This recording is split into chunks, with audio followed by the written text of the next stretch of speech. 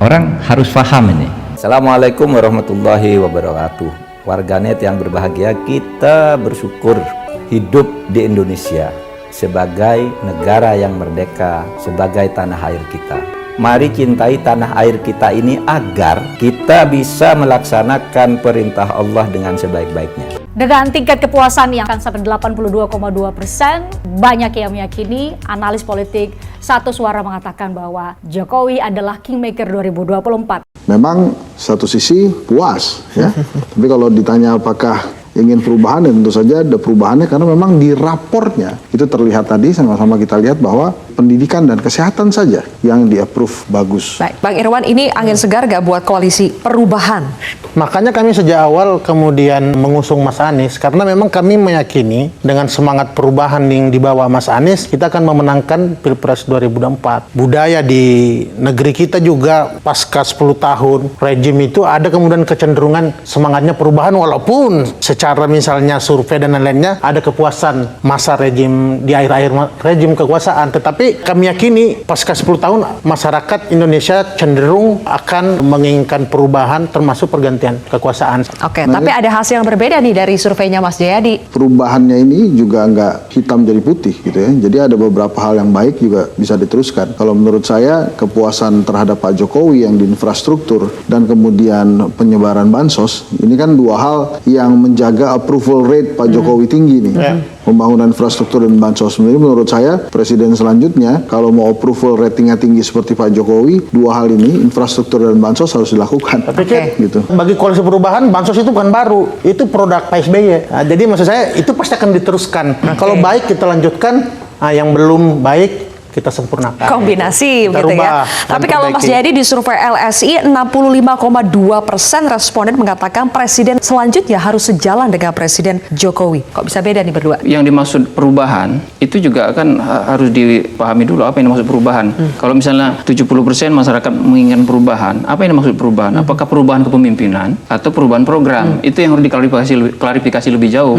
Kenapa? Karena kan tingkat kepuasannya sama dengan kita. Iya. 77 Iya, di LSI itu sekitar 77 sampai 80. Tingkat kepuasan itu mengacu kepada program, mengacu kepada prestasi pembangunan ekonomi dan sebagainya. Kalau perubahan bisa jadi yang dimaksud perubahan kepemimpinan. Begitukah Mas Bisa jadi. Hensat? Ya, gitu. Perubahan kepemimpinan. Oke, Makanya baik. menurut saya justru dari titik kepuasan itu agak mirip-mirip karena masyarakat bisa jadi menginginkan program-program yang selama ini mereka rasakan baik. Gitu ya, infrastruktur, bansos, kemudian akses terhadap pendidikan, layanan kesehatan itu juga diteruskan. Iya, saya curiga itu yang dimaksud masyarakat itu adalah perubahan kepemimpinan. Sebagai misal beberapa waktu lalu kan ada isu soal 3 periode kan. Nah, masyarakat yang puas pemilih Pak Jokowi itu yang puas kepada Jokowi itu sangat tinggi. Tapi ketika ditanyakan apakah kepemimpinan dilanjutkan menjadi 3 periode, masyarakat 60% pemilih Pak Jokowi mengatakan tidak.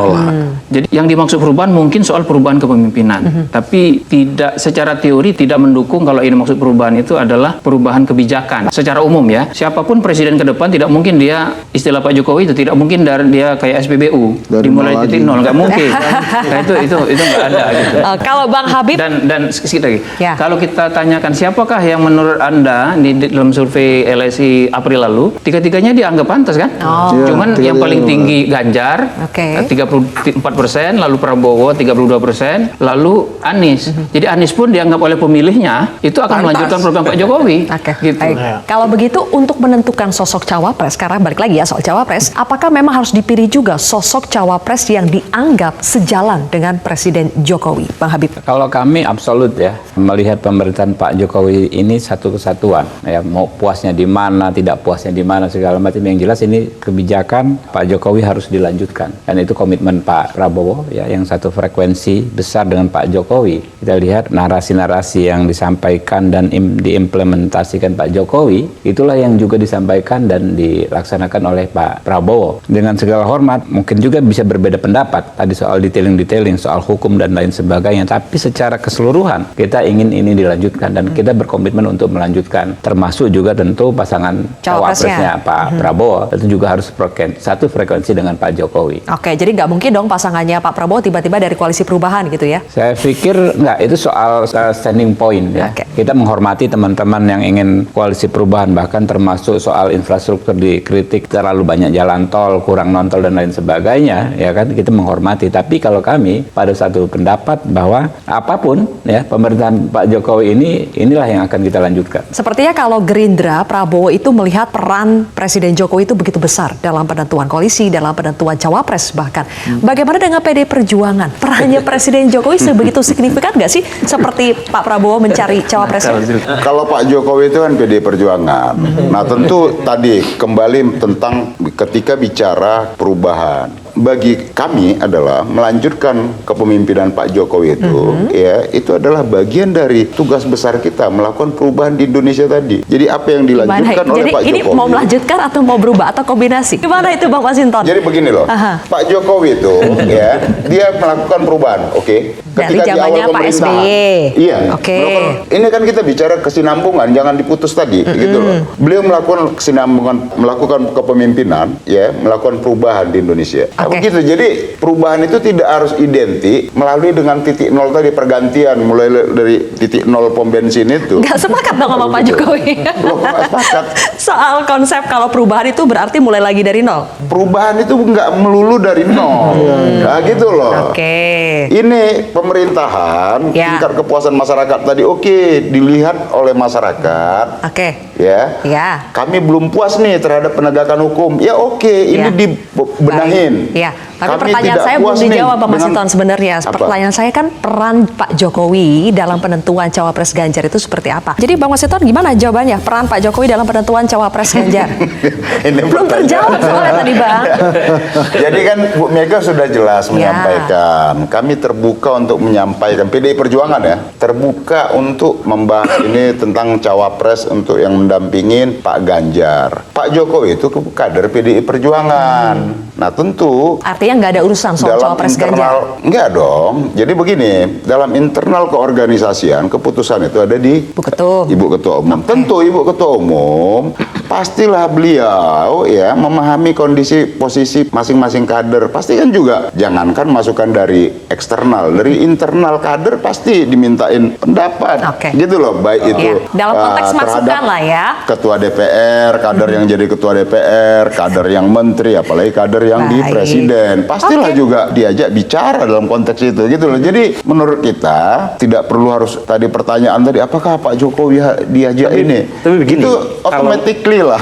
Kalau melihat secara formal saja ya ukurannya dalam penentuan cawapres itu ada perbedaan yang kontras ya antara tiga capres. Kalau PD Perjuangan karena sudah punya golden ticket, kewenangan itu ada di tangan ketua umum meskipun dengan mendengar aspirasi banyak pihak termasuk Pak Jokowi. Tapi remote kontrolnya kan ada di Ibu Mega. Sementara kalau koalisi PKB dan Gerindra menurut keduanya dideklarasikan Agustus tahun lalu, cawapres itu harus seizin dan sekesepakatan antara Pak Prabowo dan Gus Muhaimin, begitu kan? Nah, kalau koalisi Jadi remote perubahan controlnya harus ada dua nih? Ada dua. Kunci Inggrisnya ada dua nih. Sementara yang sebelumnya satu. Satu. Nah, Oke. kalau koalisi perubahan, meskipun mungkin peran Bang Surya atau Pak SBY tinggi, tetapi secara formal keputusan ada dengan Anies Baswedan. Jadi jelas ada perbedaan, meskipun lagi-lagi Kalau yang menyerahkan kepada capresnya sendiri apakah lebih menguntungkan? Apakah lebih mudah? tidak juga kan buktinya. Sejak Oktober dideklarasikan Mas Anies sampai sekarang masih belum mengeluarkan, meskipun tadi disebutkan oleh Bang Irwan ya akan dideklarasikan Ada satu Hubungan nama. ini kan di Arafah, tapi poin saya ada sampai sekarang belum. Meskipun lagi-lagi ada klaim sudah di kantong, tetapi per hari ini kalau kita lihat pernyataan Pak Ahmad Ali, Wakil Ketua Umum Nasdem, beliau malah mengatakan sesuatu yang mungkin tidak sesuai ekspektasi teman-teman Demokrat. Artinya, meskipun Mas Anies secara formal memegang kunci Inggris ya untuk menentukan siapa cawapresnya, tetapi tidak juga mudah ya untuk Tapi belum menentukan tentu kunci siapa Inggrisnya cawapresnya. gampang dipakai gitu Tapi ya. paling tidak kan ada perbedaan tadi. Enggak, kalau- Oke, Ya, Pak Irwan perbedaan- tanggapannya? masalahnya Nggak- perbedaan itu formal atau formal saja atau substansi. Substansinya. gitu. Nah, sebenarnya kalau hitungan kehamilan udah pas kan Oktober ini udah hamil tua. Jadi dan kami tidak khawatir. Ya, jadi kami tidak khawatir karena sejak awal kita serahkan sama Mas Anies, dan tadi saya sepakat sama Bang Hensat. Ada satu yang membuat kami juga yakin bahwa Demokrat kemudian juga bisa sangat kuat, termasuk dalam mendorong cawapres Mas Anies ini, keberanian. Itu juga keberanian ini kan membuat kemudian ada chemistry antara capres dengan cawapresnya nanti, dan kami memang sangat meyakini salah satu sosok yang punya keberanian itu adalah Ketua Umum kami, Mas Ahaye. Di Demokrat itu kan ada 3 calon wapresnya kan, Aher, Ahaye sama Khofifah kan Di koalisi gitu. perubahan. Tapi Aher kayaknya udah Udah mundur lah. Oke. Jadi tinggal 2 ini. Nah, 2 ini sekali lagi hitung-hitungannya ada kelebihan dan kekurangan masing-masing gitu kan. Misalnya kalau Ahaye yang dipilih, tiket aman 20% lebih. Tapi bagaimana dengan meraih suara di Jawa Timur? Mungkin masih ada kurang percaya beberapa pihak di situ bahwa Ahaye bisa membantu Anies membawa Jawa Timur gitu kan. baik. Maka pertimbanganlah Khofifah gitu. Tapi kalau Khofifah yang dipilih, gimana Ahaye gitu? Apakah Demokrat akan bertahan? Itu yang jadi Itu mungkin udah salah satu. selesai di koalisi perubahan dan persatuan. Kalau itu sudah selesai berarti Insya Allah pulang haji sudah diumumkan, dan saya pikir itu murni kita serahkan sama Mas Anies, dan kami akan fokus pada pembentukan struktur tim pemenangan. Baik. ya tinggal kalau pulang haji sampai mana kata Hensan tadi. Apakah sampai Tapi Mas Hensat Sebelum begini. ini, sebelum air kurmanya habis. Jadi Bang Toyib nih. Kodenya kan 9 bulan tadi ya. Kodenya 9 bulan. 9 bulan. Tapi Mas Hensat Berarti 10 sebetulnya lebih cepat lebih baik atau semua akan indah pada waktunya sih? Kalau saya sih melihatnya akan indah pada waktunya ya, karena tadi kita bicara cawapresnya Mas Anies memang ditentukan oleh Mas Anies, tapi saya sudah sampaikan beberapa hal yang pasti akan menjadi pertimbangan Mas Anies seperti keberanian dan chemistry tadi. Tapi sebetulnya kalau saya saran ya kepada Pak Prabowo maupun Pak Ganjar, itu harus atau begini ya, ada baiknya mengikuti hasil survei yang kepuasan. Hasil survei kepuasan publik itu kan bansos dan infrastruktur gitu ya. Alangkah baiknya juga itu cawapres dipilih orang yang mengerti 2 hal itu, infrastruktur dan bansos. Nah, khusus ke PDI Perjuangan kan sebetulnya Ibu Mega memilih cawapres itu yang tidak punya atau minimal tidak berpotensi berseberangan atau berkompetisi dengan PDI Perjuangan di periode kedua. Itulah kenapa waktu itu dipilih Pak JK dan Kiai Ma'ruf. Dengan Kiai Ma'ruf juga nampaknya PDI Perjuangan nyaman-nyaman saja. Jadi sangat mungkin kalau kita lihat siapa yang lebih NU saat ini dibandingkan Kiai Ma'ruf, mungkin nanti di ujung-ujung juga dipilih lagi tuh Kiai Ma'ruf. Saya menilai variabel Pak Jokowi untuk cawapres itu akan lebih besar porsinya untuk menentukan cawapres Pak Prabowo ketimbang Pak Ganjar Pranowo. Oke. Jadi Malah Bang Hensat yang Bang Habib sudah dapat wangsit dari Pak Jokowi, siapa pendampingnya Pak Prabowo? Ya, menjadi masukan bagi Gus Muhaimin dan Pak Prabowo ya, dan pada waktunya akan diumumkan. berarti indah pada waktunya. Akan indah pada waktunya. Oke, tapi memang betul ya peran dari Pak Jokowi untuk menentukan figur cawapres itu juga. Jangan-jangan kunci Inggrisnya jadi 3. Ada nih. Jadi Pak Prabowo dan Pak Jokowi itu kan bestie, ya kan, wajar dong kita saling update, saling support, saling minta pendapat. Jadi apakah penentu atau bukan Pak Prabowo dan Gus Muhaimin yang tahu ya. Cuma yang jelas beliau berdua pasti mendengar masukan dari Pak Jokowi. Oke, baik. Terakhir, Mas Burhan, kalau di sisa waktu kurang dari 4 bulan lagi, masih ada waktu tidak ya untuk terbentuk koalisi baru, jadi figur capres dan cawapres baru? Begini, kalau secara elektoral kita sudah menghitung data besar yang kita punya, sepertinya 3 nama teratas ini sudah fix. Jadi kalau misalnya ada suara yang turun dari 3 nama ini, entah itu Pak Prabowo atau Ganjar atau Mas Anies, itu tidak diambil oleh capres yang lain, tapi diambil oleh antara 3 ini. Dan kalau kita gabung data besar itu, perolehan top 3 ini, Pak Prabowo, Ganjar, dan Mas Anies, itu trennya itu naik terus.